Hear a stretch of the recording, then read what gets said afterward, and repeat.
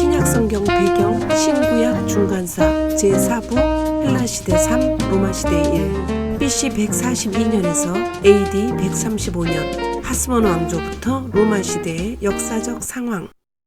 헬라시대 4 이스라엘 민족의 변화 셀레우코스 시대 야손의 대제사장직 매매. 왕위에 오른 안티오코스 4세에게 유대의 대제사장 오니아스 3세의 동생 야손이 찾아옵니다. 당시의 대제사장 오니아스 3세는 시몬의 고소 사건으로 안티오코스 4세를 만나기 위해 잠시 예루살렘을 비우고 안디옥에 머물고 있던 상황이었습니다. 이 기회를 헬라파의 지도자인 야손이 놓치지 않았습니다. 로마의 전쟁 배상금으로 고민하는 왕에게 찾아가 자신을 대제사장으로 세워주면 은 360달란트와 다른 수입에서 80달란트를 추가로 바치고 자신에게 경기장을 건축하고 청년 훈련소를 세울 권한과 예루살렘에 안티오코스 청년단을 결성할 권한을 주면 추가로 150달란트를 더 바치겠다는 제안을 합니다. 안티오코스 4세는 로마의 전쟁 배상금으로 인한 어려운 상황 중에서 상당한 양의 돈을 주겠다는 야손의 말을 듣고 그를 대제사장에 오르도록 승인합니다. 이것은 유대인에게 있어서 첫 대제사장직 매매와 유대의 권력이 헬라파 유대인들에게 넘어가는 사건이 됩니다. 결국 안티오코스 4세는 야손을 대제사장으로 임명하고 유대는 헬라파 지도자들과 제사장, 레위인들이 주요 직책에 오르게 되고 유대의 헬라화가 시작됩니다. 시몬의 고소 사건. 셀레우코스 4세가 통치하던 때에 성전 격리 책임을 맡았던 시몬과 대제사장 오니아스 3세 사이에 시장 관리권을 두고 의견 충돌이 생겼습니다. 이에 앙심을 품은 시몬은 셀레우코스 4세에게 예루살렘 성전 금고에 제사용이 아닌 돈들이 가득 차 있고 이것을 왕이 마음대로 가질 수 있다고 고발합니다. 이것이 거짓으로 밝혀지지만 시몬은 지속적으로 대제사장 오니아스 3세를 모함하였고 그의 부하 중 한 사람이 유대 사람을 살육하기에 이르렀습니다. 이에 대제사장 오니아스 3세는 시몬의 문제를 해결하기 위하여 안디옥으로 향하여 가는 중에 셀레우코스 4세가 암살당하는 일이 일어납니다. 유대의 본격적 헬라화. 야손이 비록 돈을 주고 대제사장에 올랐지만 그는 정통 대제사장 계열의 사람이었기에 그가 대제사장에 오른 것에 대한 유대인의 거부는 그리 크지 않았습니다. 하지만 헬라파 지도자인 야손이 대제사장에 오르고 유대를 헬라화하기 시작하자 상황은 달라졌습니다. 율법의 여러 제도를 없애고 율법이 거부하는 새로운 생활 양식을 도입하고 예루살렘에는 헬라식 경기장이 건축되고 청년들은 헬라 문화에 매료되어 청년단 회원에 가입하고 경기장에서 헬라식 운동 경기를 즐겼습니다. 또한 헬라의 의복과 모자를 쓰고 다니며 자신의 이름까지도 헬라식으로 바꾸게 됩니다. 유대 사회 안에서도 분열이 일어납니다. 헬라 문화의 좋은 부분은 취사 선택하여 받아들여야 된다는 친헬라파와 헬라 문화는 이방 문화이기에 철저하게 배척해야 한다는 반헬라파, 어느 쪽을 택해야 할지 갈팡질팡하는 중도파가 생겨났습니다. 메넬라우스의 악행. 야손의 대제사장직은 오래 가지 않았습니다. 그가 대제사장이 된 지 3년 후 안티오코스 4세에게 돈을 전달하면서 몇 가지 승인받아야 할 일이 있어 메넬라우스를 만나게 됩니다. 메넬라우스는 오니아스 3세를 고발했던 시몬의 동생입니다. 그런데 메넬라우스는 도리어 안티오코스 4세에게 야손이 바치는 것보다 은 300달란트를 더 바칠 테니 자신을 대제사장으로 세워달라고 제안합니다.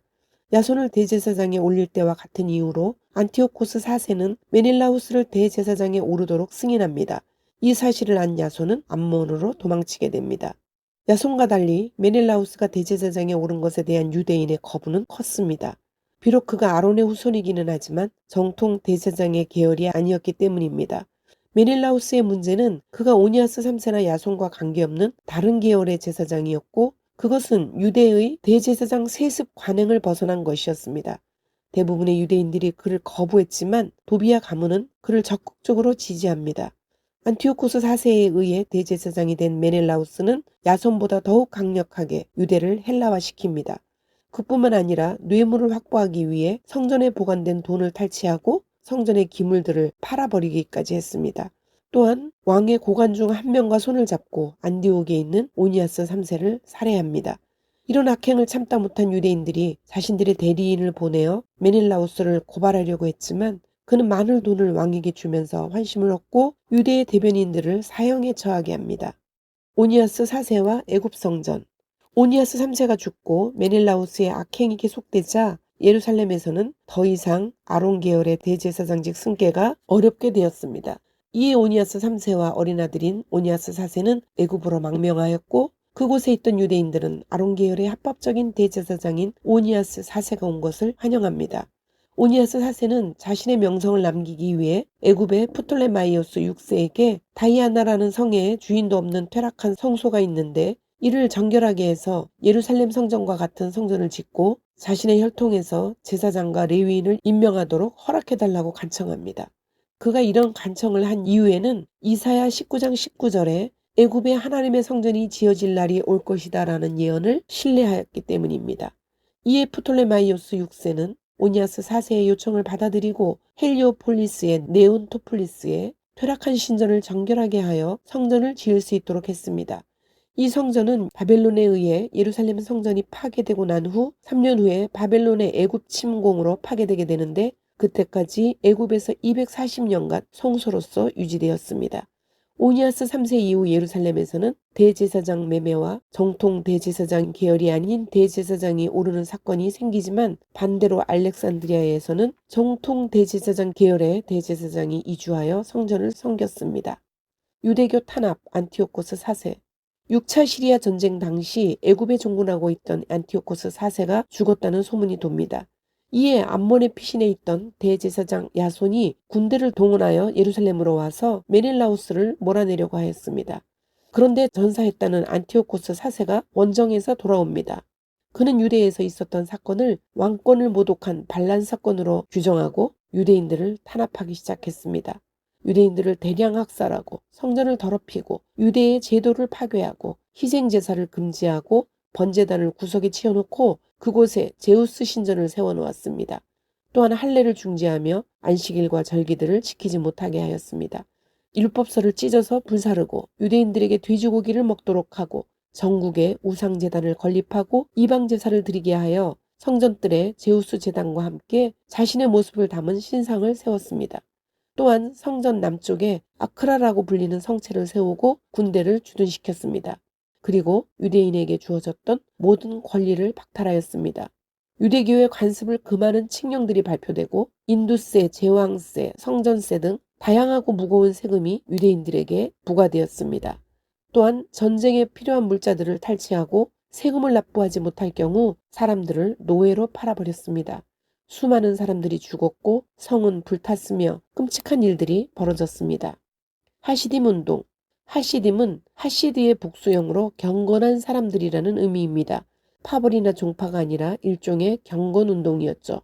이러한 하시딤 운동은 바벨론 포로 시대부터 이어져 왔는데 나라를 잃고 포로가 된 그들이 회당을 만들고 율법을 공부하며 율법을 충실히 이행하고 경건한 생활을 하기 위해 전개된 운동입니다. 그런데 안티오코스 4세의 박해로 인해 하시딤 운동은 경건 운동에서 저항 운동으로 변하게 됩니다. 이들은 헬라파 제사장, 레위인 지도자들처럼 헬라 문화를 따르며 유대 종교에 무관심한 자들과 자신들을 철저히 구별하였습니다. 그들은 안티오코스 4세의 탄압을 자신들의 죄악으로 인한 하나님의 진노라고 생각하고 그 진노를 풀고 구원의 날이 속히 오도록 철저하게 율법을 준수할 것을 결심합니다. 그들은 율법을 문자적으로 해석하기 시작했고 그것을 지키기 위해서는 자신의 목숨조차 아끼지 않았습니다. 안티오코스 4세는 하시딤 운동이 자신의 헬라화 정책을 반대하는 것이고 왕권에 대한 도전이라고 생각하고 참가한 자들을 무참하게 살해하였습니다. 그러나 하시딤은 어떤 저항이나 보복도 하지 않았고 오히려 율법을 지키기 위해 기꺼이 죽음을 택하였습니다. 구전율법. 하시딤 운동의 핵심은 율법에 대한 철저한 준수였고 그들은 말씀 속에서 하나님의 뜻이 무엇인가를 찾았고 그러는 과정 속에서 율법을 새로 해석하기에 이르게 됩니다. 그들은 자신들의 성서 해석이 정확하다는 것을 사람들에게 확신시키려 했고 그 해석에 따라 율법을 지키기로 서원합니다. 이것을 위하여 그들이 하나의 원칙을 세우는데 율법에 울타리를 치는 것이었습니다. 이것은 율법주의의 보충적인 조건들을 만들어서 보충된 것들은 못 지키더라도 최소한 율법을 범하지 않도록 하는 방법을 취한 것입니다. 그래서 율법의 규정을 확장한 구전율법들이 쏟아져 나오게 됩니다. 하시딤들이 전하는 구전율법은 당시 유대인들에게는 생소한 것이었고 회당에서도 가르치지 않는 것이기에 유대인들은 구전율법에 율법과 같은 신적 권위를 인정하지 않았습니다. 이런 상황에서 하시딤 운동에 앞장섰던 제사장과 레위인들은 구전율법을 신적 권위가 있는 것처럼 만들기 위해 거짓말을 합니다. 즉 하나님께서 시내산에서 율법을 주실 때 두 가지를 주셨는데, 하나는 모세를 통해 기록으로 전해지는 성문율법과 기록을 금지하고 오로지 아론 계열의 대제사장과 제사장들에게만 암기하여 전해지도록 한 구전율법을 주셨다고 주장했습니다.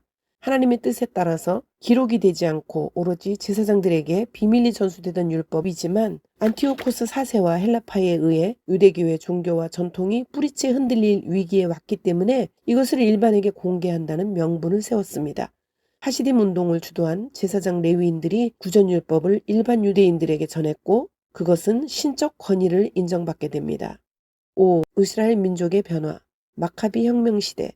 안티오코스 4세의 헬라화 정책이 유대인들의 저항을 불러왔고, BC 167년 제사장 마따디아가 반란을 일으켜 이후 그의 아들 유다 마카비에 의해 조직적 투쟁으로 발전하게 되고, 마침내 셀레우코스 왕조를 유대에서 몰아내게 됩니다. 마따디아의 저항운동.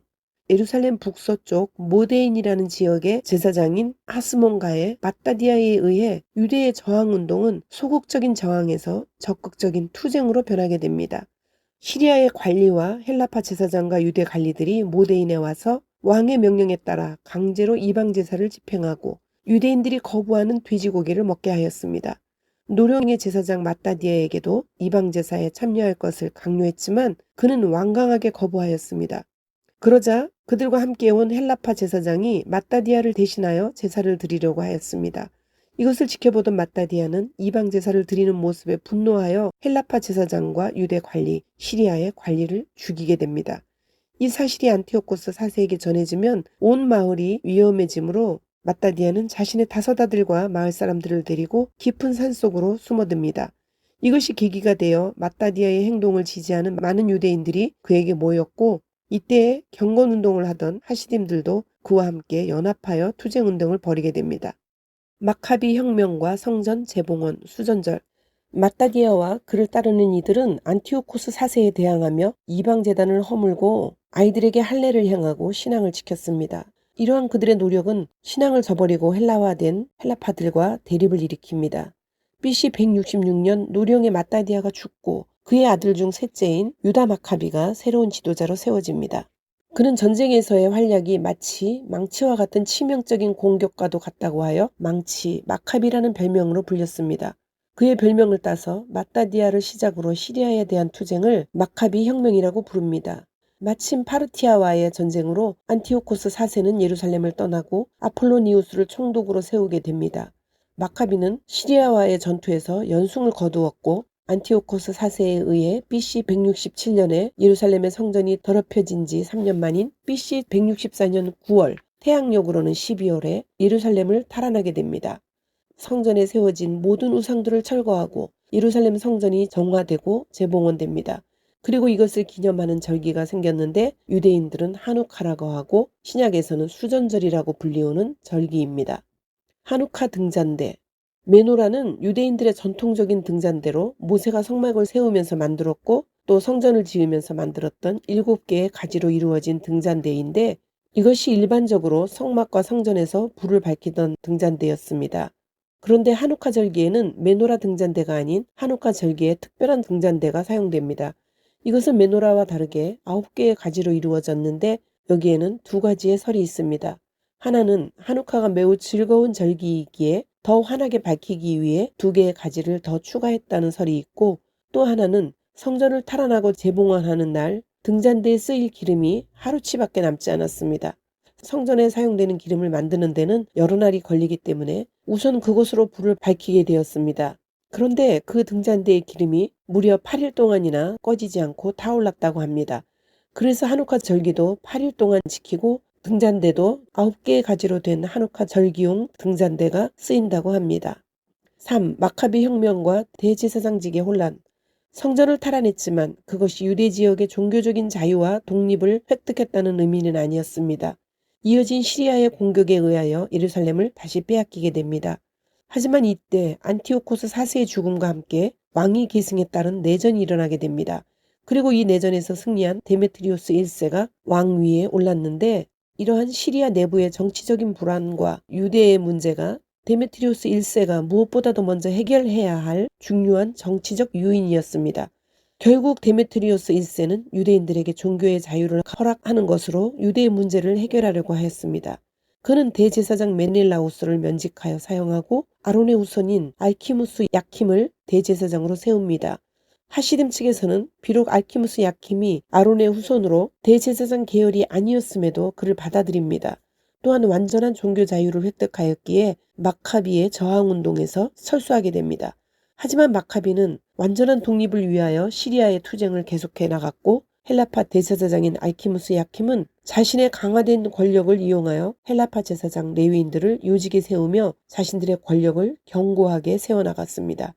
이것은 알키무스 야킴을 지지하여 종교의 자유를 획득하고 마카비와 결별한 하시딤에게는 큰 배신감과 절망감을 안겨주었습니다. 하지만 알키무스 야킴은 자신의 뜻을 다 이루기도 전에 임기 3년 만에 죽게 됩니다. 이후 대제사장직이 7년간 공석이 되는 초유의 사태가 일어납니다. 유다 마카비의 죽음과 요나단, 왕과 대제사장 겸임. 데메트리우스 1세의 정책은 마카비 혁명의 주축으로 투쟁운동을 벌였던 마카비와 거기에 가담했던 경건운동의 하시딤이 결별하는 결과를 가져왔습니다. 마카비는 하시딤이 떠남으로 상당한 손실이 있었지만 그 투쟁을 계속하여 결국 예루살렘까지 진군하게 됩니다. 이에 대제사장 알키무스 야킴은 즉각 데메트리우스 1세에게 구원 요청을 하여 시리아 군대가 출동했지만 마카비는 그들을 물리치고 예루살렘을 탈환하게 됩니다. 그리고 빠져나간 하시딤의 손실을 메꾸기 위하여 로마와 군사동맹을 맺게 됩니다. 이것은 데메트리오 1세를 불안하게 만들었고 그는 다시금 예루살렘을 공격하게 됩니다. 이때 유다 마카비가 포로가 되어 처형되고 예루살렘은 또다시 시리아의 통치를 받게 되었습니다. 유다 마카비의 죽음으로 마카비 일가는 예루살렘에서 쫓겨나 굶주림과 핍박으로 괴멸의 상황까지 내몰렸습니다. 살아남은 마따디아의 세 아들은 사해를 건너 습지대로 도망하였지만 그 와중에 첫째 아들인 요한이 살해당하고 남은 2명의 아들은 예루살렘 남동부 드고와 강야로 피신합니다. 막내 요나단이 유다 마카비를 이어 새로운 마카비 지도자에 오릅니다. 요나단은 게릴라전을 통해 예루살렘을 제외한 주 요새를 탈환하고 BC 152년 드디어 예루살렘을 탈환할 기회를 잡게 됩니다. 이때 시리아에서는 다시 데메트리우스 1세와 알렉산드로스 발라스가 왕위를 두고 권력 다툼을 일으킵니다. 이때 요나단은 두 경쟁자로부터 제안을 받게 되는데 서로가 요나단을 자신의 편으로 끌어들이기 위해 많은 특권들을 제시하였습니다. 요나단은 알렉산드로스 발라스의 제안을 받아들여 그를 도움으로 결국 왕위 다툼은 알렉산드로스 발라스가 승리하고 데메트리우스 1세는 살해를 당하게 됩니다. 알렉산드로스 발라스는 자신을 지원한 요나단에게 보답하기 위해 7년간 공백으로 있던 대제사장 자리에 요나단을 임명합니다.